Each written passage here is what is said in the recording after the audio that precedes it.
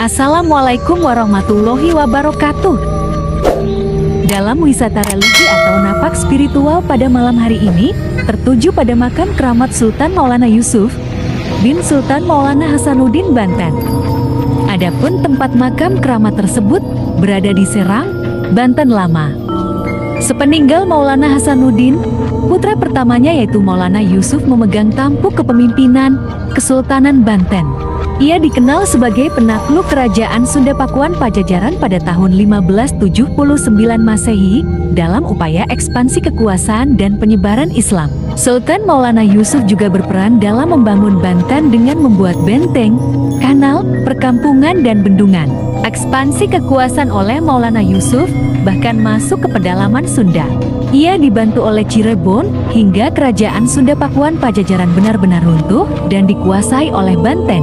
Sultan Maulana Yusuf selanjutnya menetapkan batas wilayah kekuasaan antara Banten dan Cirebon, yaitu Sungai Citarum dari Muara sampai ke daerah pedalamannya Cianjur sekarang.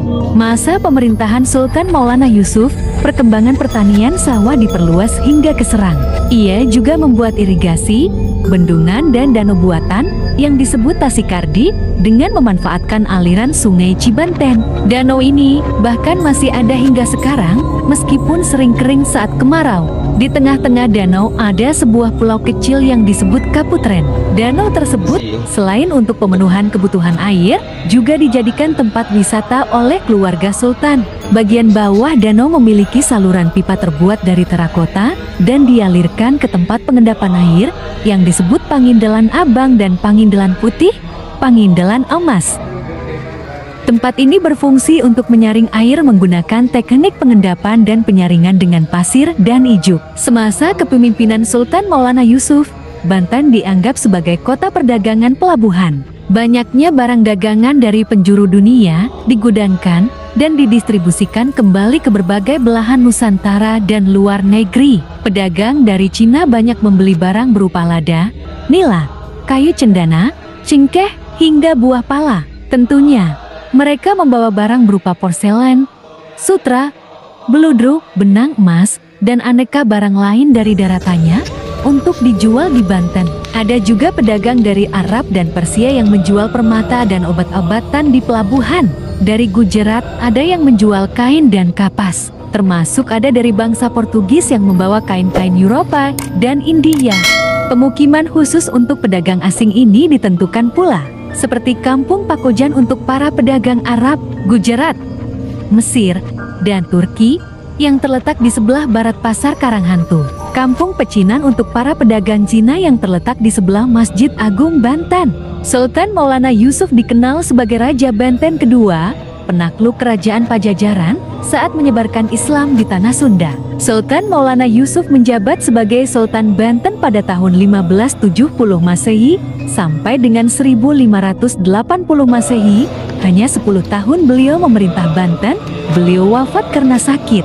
Disinilah tempat persemayaman terakhir Sultan Maulana Yusuf disemayamkan, yaitu di Kesunyatan Banten Lama. Mohon maaf jika ada kekurangan dan kesalahan dalam mengungkap sebuah esensi budaya dan sejarah yang ada. Semoga kita semua diberikan hidup sehat, berkah selamat, lahir dan batin. Sampai jumpa lagi dalam wisata religi atau napak spiritual berikutnya.